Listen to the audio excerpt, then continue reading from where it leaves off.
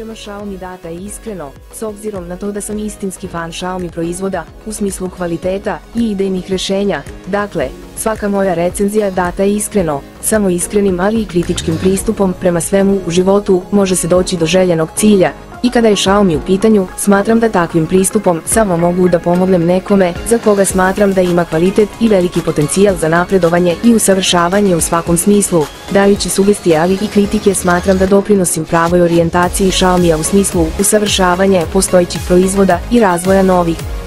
Pratite naš kanal, uskoro